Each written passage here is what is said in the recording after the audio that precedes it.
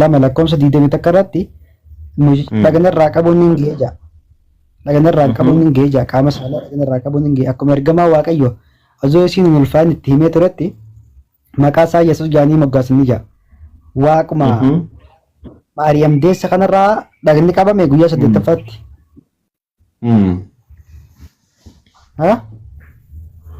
Eshi. Waaqatu waaqadha dhagni qabame.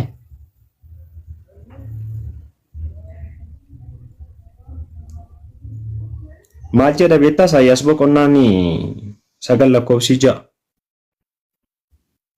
Ijoollee shaadaa warra jettanii warri muditaraa nama takka jalaa buusaatti galcha. Jarri shaadaa jecha jirtan jechuudha.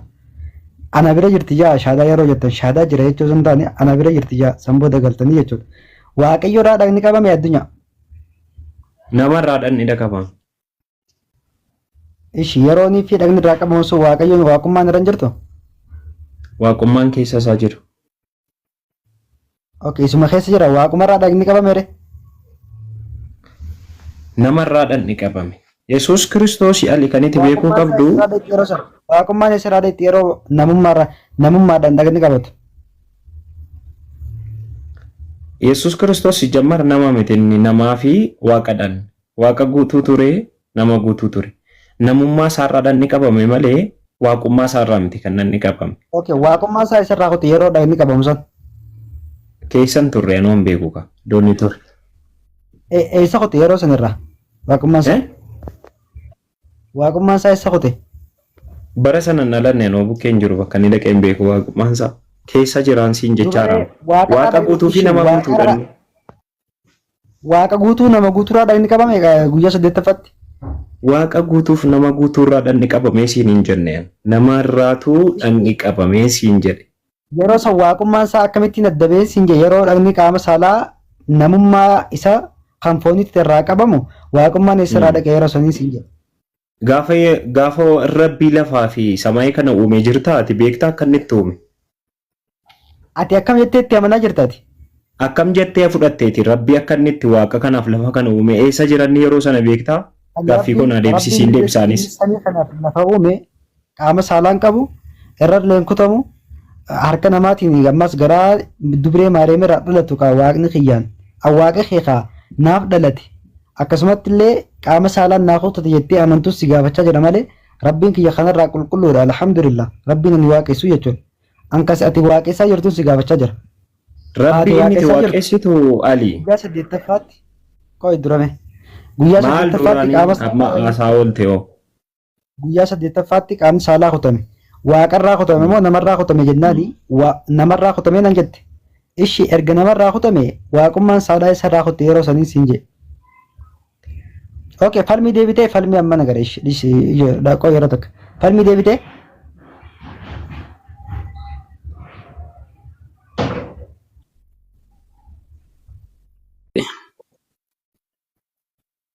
Ishi itti fufi gaaffii kee gaafadhu.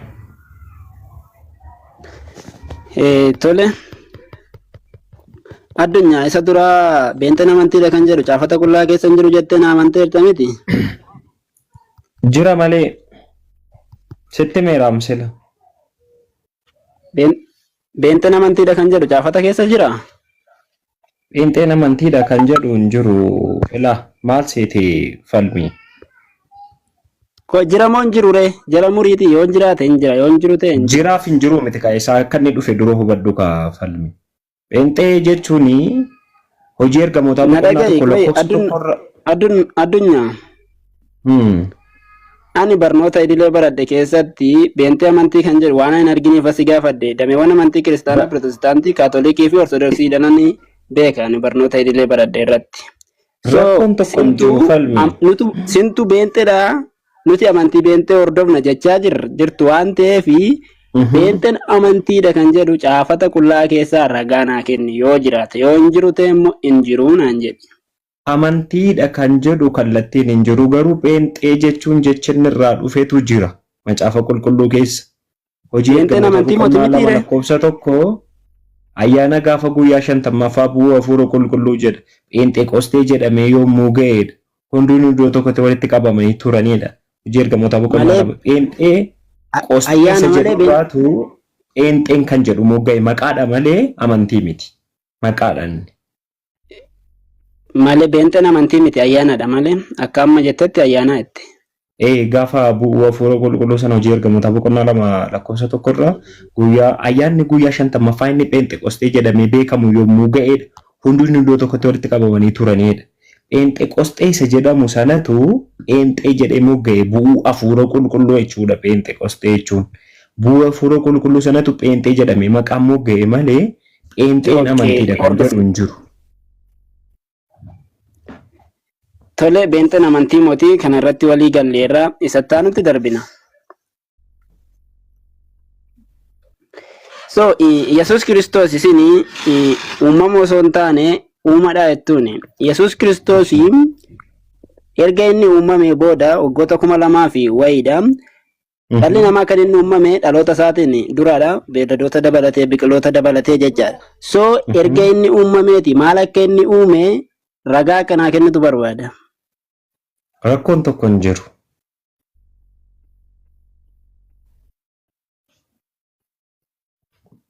Kutaa macaafa qulqulluu keenyaa keessaa falmi yooma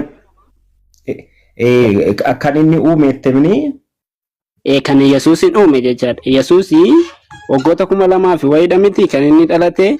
Dhalli namaa garuu dhaloota isaatiin duratti argame beelladoota dabalatee biqiloota wantoonni uumama ta'an kamiiniyyuu dhaloota isaatiin duratti kan argamanidha jecha nuti sanaan duratti dhaloota keenyaa jira. So ergasii asii maal akka inni uume dhaloota isaatii asitti maaltu akka uumame ragaa kanaa kennitu barbaada. Rakkoon tokko hin jiru.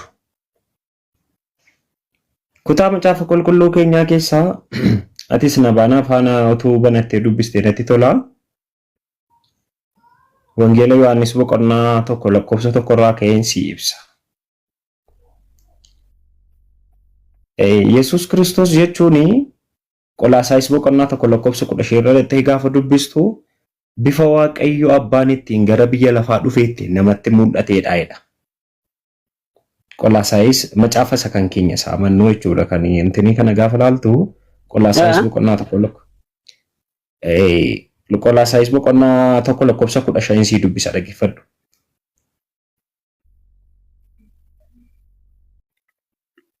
Kiristoos bifa Waaqayyoo inni ijaan hin argamneedha. Kiristoos bifa Waaqayyoo inni ijaan hin argamne ittiin namatti mul'atuudha. Uumama hundumaa dura dhalateedha. Eenyutu Kiristoos bifa Waaqayyoo inni ijaan hin argamne ittiin namatti mul'atuudha. Uumama hundumaa duras dhalateedha. Qolaasaayis boqonnaan 1 lakkoofsi 15. Miti isa sin gaafanne ani abdii erga Yesuus Kiristoos dhalate asitti Yesuus maal akka inni uume naaf ibsitu sun dhaloonni kun isaan duratti jira already. Erga inni dhalate booda wanta inni uumeedha biyya lafaa kana irratti moo duraa waan inni uumeedha. Miti Yesuus maal Yesuus isa dura jira. Jira. Toleessi jiraachuu isaa booda irratti walii galla amma isa kana gaaffii kana naa deebisi. Rakkoon tokko hin jiru ayataan na dhaggeeffadhu. Jalqaba kan itti beekuu qabdu falmi Yesuus Kiristoos bifa Waaqayyoo Abbaan ittiin gara Waaqayyoo Abbaan ittiin gara biyya lafaa dhufee ittiin namatti mul'ateedha. Macaafni kan keenya tokko jedhe. Fakkeenyaaf Isaayyaas boqonnaa 9 lakkoofsa 6 irratti gaafa fudhattee ilaaltu uumamumarraan kaasee si dubbisa siif. Xiqqoo isheeti waan kanaafis ganaatti waan deemaa jirtuu fi uumama boqonnaa 1 lakkoofsa 26. Kana booddee Waaqayyoodha. Kottaa akka bifaaf fakkeenya keenyaattis nama hin uumneedha. Kana booddee Waaqayyoo kottaa akka bifaaf fakkeenya keenyaatti nama hin uumne jedhee inni kan waaqate. Kottaa jedhee kan inni waame suni hundee amantii warra pheenxeedhaan sitti himaa jiraan kan nuyi amannu wal falmoo sun taane wal barsiisaa irraa. Gaaffiin koo isa miti. Achirraan si kaadhaan jalqaba isaa hundee isaanii si beeksisuu barbaadeen hundee waan sanaadhaa beekuu qabda. Seerri uumamaadhaa boqonnaa 1 ka'ee hundee amantii warra pheenxeedhaa waan ta'eef jalqaba kana kaatee beekuu danda'u sirra. Fakkeenyaaf gidduumaa kaasee borceeloon sun uumama sana Yesuus tuume moo Waaqa tuume? Yesuus tuume moo Waaqa tuume? Waaqayyo abbaa ilma hafuura qulqulluudha isaan jennee amanna nuun warri pheenxeedha. Fakkeenyaaf kana booddee waaqayyo kottaa akka bifa fakkeenya keenyaatti nama nuumna jedhe utuu namni Waaqatu jedhe moo Yesuustu jedhe? Waaqayyotu abbaatu waame. Ani immoo kan Waaqaa sin gaafanne kan Yesuus si gaafadhe. Sitti maan jira ka achirraa kaaseen si beeksisaadha man. Dhaggeeffadhate waan sii galu jiraafanii.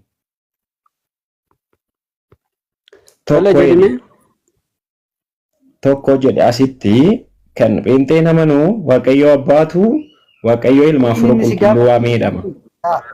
Yeroo takka dhaggeeffadhu gaaffiin falmii si gaafate addunyaa. Yesuus Kiristoos waa uumuu isaadhaa si gaafachaa jira. Yaa takka dabarsitaari duukaa seenne maal argifadhaa fedha. Warra kun jidduun godina. Laali falmiin kasi gaafate. Joosii kennan rakkoon qabu garuu anis rakkoon qabu wanti ni ta'aaf hin jira bara. Waan isaatiin dubbatee waa uumuu isaadhaa si gaafachaa jira. Falmii akkasumaa mi gaaffiin kee? Kallattiidhaan naqee si ibsash. Na dhaggeeffadhu. Kana kanniif. Rakkoo hin jiru. Falmii nagaadha. Wangeela Yohaannis boqonnaa 1:1 ka'ee dhaggeeffadhu. Sagalichi jalqaba waan hundumaa dura turedha. Sagalichi Waaqayyoon bira turedha. Sagalichi ofiisaa Waaqayyoon turedha. Inni kun jalqabumaa jalqabee Waaqayyoon bira turedha. Wanti hundinuus isumaan ta'edha. Maaliin? Sagalichaan.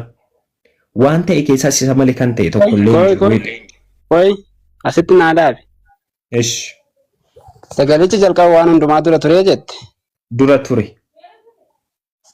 Sagalichi Waaqayyoon bira ture jette. Jalqaba Waaqayyoon bira ture. Sagalichi ofumaa isaatiin Waaqayyoodha jette. Waaqayyoon turedha. Sagalichi Waaqni bira ture kamii? Sagaleen immoo Waaqa ta'e sun immoo isa kami? Sagalichi inni Waaqayyoon bira ture. Waaqayyo abbaa ilaa pheenxeen kan inni amanu falmi. Waaqni lamatu jira. Waaqayyo abbaa ilma hafuura qulqulluutu jira. No. Addunyaa.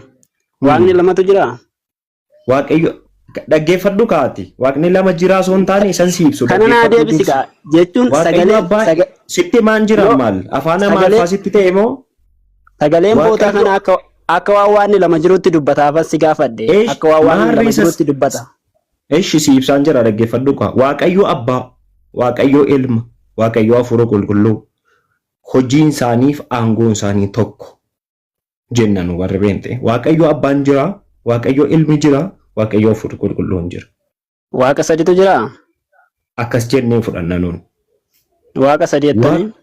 Waaqayyo abbaa, Waaqayyo ilma, Waaqayyo hafuura qulqulluu isaan tokko jenna.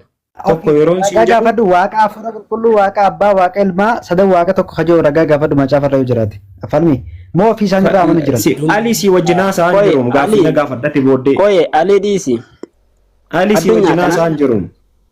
Addunyaa kanaan si gaafadhe.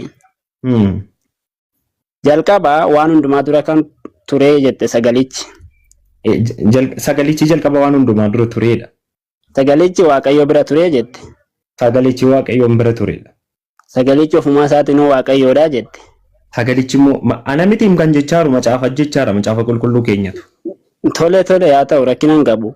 Sagalichi jalqaba inni ture suni maalidha? Sagalichi immoo deebisee Waaqa bira ture. Sagalichi Waaqa bira ture jette mitiire? Sagalichi jalqaba waan hundumaa dura turedha. Sagalichi no nanafitika gaaffii koo naa xumuri. Sagalichi Waaqni jalqaba sagaleen bira ture sun eenyudha? Sagalichi Waaqa ta'e sun immoo Waaqa isa kam? Amma iddoo kanatti akka Waaqni lama jirutti dubbata. Gaaffii bareedaa na gaafatte. Sagalichi jalqaba waan hundumaa dura ture suni Yesuus Kiristoosidha. Sagalichi Waaqayyoon bira turedha. Sagalichis ofiisaa ammumas Waaqayyoodha. Sagalichi ofiisaa Waaqayyoon turedha. Ofiisaa barbaachisu sagalichi jalqaba waan hundumaa dura ture. Sagalichi inni kam? Sagalichi Waaqayyoon bira turedha. Sagalichi immoo deebi'ee amma asitti sagalichi sun Waaqan dura jira sagalichi. Akkas Sagalichi Waaqan dura jira. Sagalichi jalqaba waan hundumaa dura ture. Sagalichatu jalqaba waan hundumaa dura ture. Waan uumame hundumaa dura. Beeke sagalichi sun Waaqayyoon bira ture. Beeke sagalichi sun waaqa dura jira. Waaqadhaam inni sagalichuma waaqaam ofiisaa. Sagalichumti suni. Eeyyeen. Sagalichi immoo waaqa ta'e suni ammoo. Sagalichi inni ofiisaa waaqayyoon ta'e suni boqonnaa lakkoofsa. Na dhagaye addunyaa caafata iddoo sanaan haalaan dabsini. Sagalichi waaqayyo bira turee jedhe. Tokko naa jedhe naa qabadhe. Waaqayyo bira turee jedhe. Sagalichi waaqayyoon bira ture sagalee. Lammaffaa immoo deebi'ee sagalichi ofumaa isaatiin waaqayyoodha jedhe.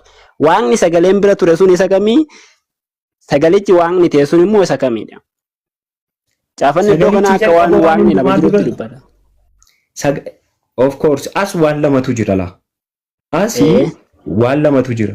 Inni jiru kuni tokko sagalee hidhee gaafa ibsuu barbaadu asitti Yesuus Kiristoosidha. Waaqni tokko Yesuusidha? Tokko Yesuusidha sagalichi. Tokko immoo Waaqayyo Abbaadha. Waaqa lamatu jira jechaadha. Eeyyeen. Of course. Waaqa lamatu jira? Waaqa lamatu jira asitti. Tokko Waaqayyo Abbaa, Waaqayyo Ilma. Kutaa kanatti Waaqayyo Abbaaf Waaqayyo Ilma argita. Ragaa macaafa qulqulluu keessaa waaqni lamatu jira kan jedhu naa kennitaa? Kunoo sittan himamtiiree dhaggeeffadhu ayyaataan. Iddoo kanatti waaqni lamatu jiran jedhu. Alii bani? Kutaa tidhaxxee as keessatti waan sana hubattu Waaqayyo Abbaaf Waaqayyo Ilma agarsiisa kutaa kana keessatti. Sagalichi jalqaba waan hundumaa dura ture. Sagalichi Waaqayyoon bira ture. Sagalichi ofiisaa Waaqayyoon turedha. Sagalichi inni jalqaba waan hundumaa dura ture kuni tokko Yesuus Kiristoosiin akka inni ta'e asirratti ragaa nuu ba'aa gadi siqe. Fakkeenyaaf Wangeela Yohaannis boqonnaa 1:14 yaadattee ilaalte sagalichis nama foonii ta'ee nu gidduus buufateedha. Sagalichi maal ta'ee nama foonii ta'ee maal nu gidduu buufateedha. Kutaa gara olii kana keessatti wanta bareedaa fidde danda'amu akka kanatti naa ifeeyyuu hin beeku malee takka Waaqayyo Abbaaf Waaqayyo Ilmaa hubachiisa asirratti. Yohaannis boqonnaan 1:1 ga'e hanga 3 ga'e. Isa miti addunyaa Waaqayyo lama kan jedhu caafata qullaa keessaa osoo ragaa kennite bareedan ta'u. Waaqayyo lama osoo hin taane lama jette. Sitti maan jira kaa jechuun dhaggeeffadhu kaayii. Waaqayyo lama osoo hin taane Waaqayyo lama kan jedhu barraa'ee hin jiru macaafa qulqulluu irratti lama kan jedhu hin jiru kallattiidhaan barraa'ee garuu macaafa qulqulluu irratti. Ati tiyoorii keetiin lama jette moo akkamitti jette? Tiyoorii osoo hin taane Wangeela Yohaannis boqonnaa 1:1 kana gaafa sirriitti analaayiz gootu sagalichi lama akka isaan ta'an asitti kutaa kana keessatti lama akka inni jiru hubatta. Wangeeluma Yohaannis boqonnaa 1-3 kana gidduu yoo sirriitti nu hubatta ta'e lama akka inni jiru hubatta. Malee kallattiidhaan 3 kan jedhu hin jiru. 2 kan jedhu hin jiru. Asirratti sagalichi jalqaba waan hundumaa ture. Sagalichi Waaqayyoon bira ture. Sagalichi ofiisaa Waaqayyoon ture. Inni kun jalqabumaa jalqabee Waaqayyoon bira ture. Sagalichi immoo jedha kunoo sagalichi nama foonii ta'ee dhufee nu gidduu buufateedha. Wangeela Yohaannis boqonnaa 1:14 immoo. Almi bakka kana siyaayee bakka kana simaa dubbisaan jisin jidduun seenu dhiifama. Maarkos Ali please maawuzii qabadheenii ta'a bakka. Jechuun nama lama faana communicate gochuu hin danda'u. Si faana communicate qofaatti yoo godhe gaaffii qofaatti qabadhuuti ana faana odeessi. Almi si dubbisuu fadha kayote. Ilaali koi Ali diisi addunyaa Waaqayyo maali yoo maawuzii yeroo nu jalaa gubaartu neera sitan beektaa bakka gabaabsaa daqiiqaa 5 jaaraan addunyaa gaafal duukaa dubbata. Falmi itti foyi. Addunyaa macaafa qulqulluu keessaa ragaa sii kenna koottu. Isaayyaas raajicha boqonnaa 46 lakkoomsa 9 irraadha. Ana malee ani Waaqayyoodha. Ana malee Waaqayyoon kan biraa hin jiru. Kan akka kootis hin jiru jedha. Inni kunoo ati lama jetta caafanni qullaan akka tokko ta'etti ibsa. Ilaa tokko kallattiidhaan naxxee qaamaan jara argitee tokko lama sadii jettee lakkaa'uu hin dandeessu. Yoo qalbiin kee hafuurri qulqulluun si ibsee malee falme. Macaafni qulqulluun akka inni itti dubbatu fakkeenyaaf amma Qolaasaayis boqonnaa Qolaasaayisiin sii banaa qoy. Qolaasaayis boqonnaa 2 lakkoofsa 9 laxxee gaafa laaltu guutummaa waaqayyummaa namummaa Kiristoos keessa jiraatadha. Maaltu guutummaa waaqayyummaa maal keessa namummaa Kiristoosiin keessa jiraataedha. Kutaawwan kana kan sirriitti si ibsuu danda'udha jechuudha. Fakkeenyaaf ammas immoo Filiphisiyoos boqonnaa 2 lakkoofsa 6 kai kana duwwaa na dhaggeeffadhu na ficcisiisi. Filiphisiyoos boqonnaa 2 lakkoofsa 6. Inni bifa waaqayyummaatiin utuma jiru. Inni maaliin bifaan bifa waaqayyummaatiin utuma jiru. Ulfina waaqayyummaa isa abbaa isaa wajjin wal qixxeessuudha. Ulfina waaqayyummaa. Gaaffin koo ifa siintaan na fakkaata addunyaa. Miti waaqayyoo asitti lama isaati naan jettee fansiin jechaara. Macaafa qulqulluu ragaan amma. Situ lama jedhe waaqni lama jette amma yeroo caafata Yohaannis keessaa dubbistu. Lama kutaa sana keessatti malee waaqayyo abbaa ilma hafuura qulqulluu isaan sadiitu jira. Qo'ettu maqaa abbaa maqaa ilma kan hafuura qulqulluu sada waaqayyo tokko kan jedhan jira. Sadeen jira. Yoo akka kana ta'e ammoo sadi ta'a dursa lama jette.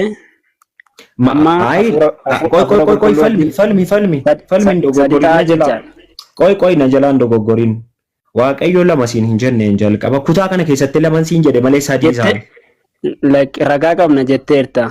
Maali kunoo nama 859 moo maaltu jira? Haasaa koo dura hubadhu ka lama duwwaaf siin jenne ndaa'um sadii isaan kutaa wangeela Yohaannis boqonnaa 1 lakkoofsa 1 hanga 3 gidduu kana sagaleen jalqaba ture sagalichis waaqa bira ture kan jedhu kun definition isaa ishee kana duwwaa gaafa fudhattu asitti lama sitti agarsiisaadha malee hafuurri qulqulluu immoo kophaadha iddoo biraa jiranni. Lama duwwaadha siin hin jenneen sadii. Lama duwwaadha garuu waaqni sadiitu jira. Sii dubbise sana gaafa analyze gootu gaafa hubattu lama sitti agarsiisan siin jedhe kuticha duwwaatu. Ishi caafanni qullaan ammoo Yohaannis boqonnaa 7 lakkoofsa 3 waaqayyo isa tokkicha isa dhugaadha Yesuus Kiristoos isaati ergite beekuun jireenya bara baraa ta'e waaqayyo isa tokkichaa jedha. Waaqayyo ayin.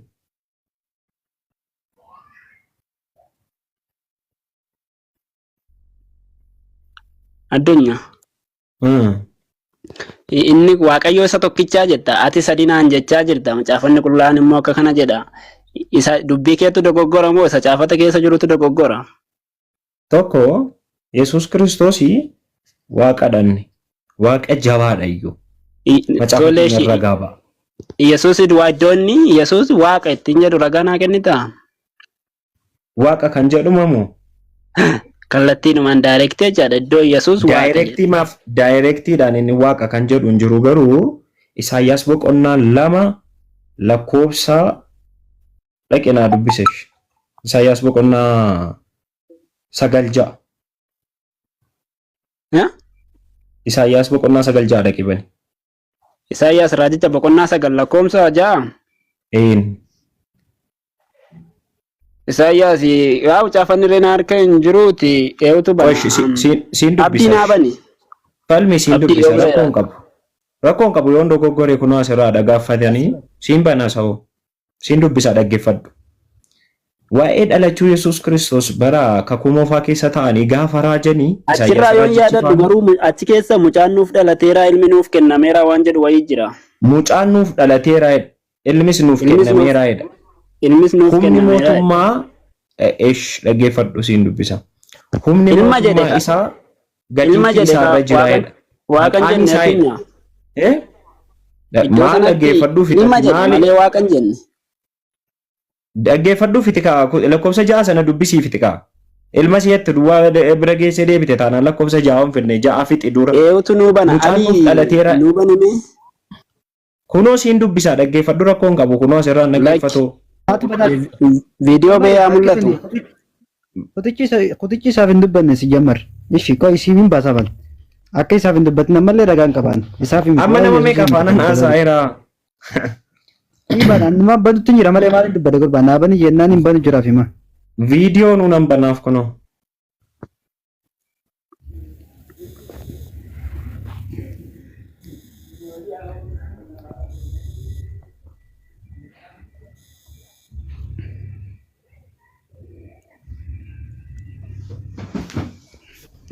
Ishee dubbadhu nam. Kuno dubbi silaam nargama. Mucaan nuuf dhalatee koon mucaan nuuf dhalateera ilmis nuuf kennameera jedha. Inni kun mucummaa Yesuusii ibsa malee waaqummaa Yesuusiin ibsu. Dubbi sii fixe maaf akka karaatti kuttati? Dubbi sii fixe lakkoofsa ja'icha san qayyii godhe. Maal jette? Dubbi sii fixe lakkoofsa ja'icha san amma bane qayyiisa ta'e sana lakkoofsa ja'a dubbisi. Eeshi kootu mucaan nuuf dhalateera ilmis nuuf kennameera alii nuuf dhaabime wala waliin. Humni mootummaa isaa jedha gateetti isaa irra jira maqaan isaa gorsaa dinqii waaqayyo jabaa wayka naaf dhaabi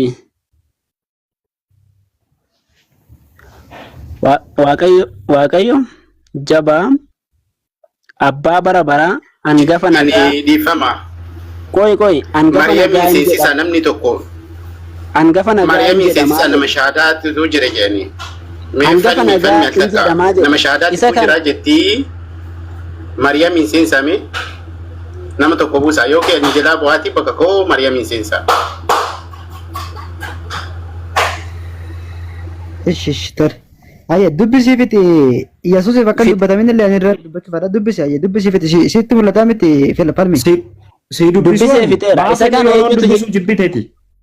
Isa kana eenyutu jechaani jira Isaayyaastuu jechaaniira in jedhamaa Isaayyaastuu waa'ee Yesuus Kiristoosii raajaa jira asii. In jedhamaa jedhe malee daayireektilii waaqayyoodhaan jenne Isaayyaasuuyyuu gaafa in jedhamne gaafata iddoo kanaatitti. In jedhamne reenni. Maarree jechuun raajidha amma inni kun raajidha malee kallattiidhanii waaqayyoodhaan jenne waaqayyo in jedhamaa jedhe. Sinuyyuu jechaanii jirtu. Obboleesso Isaayyaas gaafa dubbatu waaqayyo jabaan akka inni dhalatu haasa'e. Waaqayyo jabaan.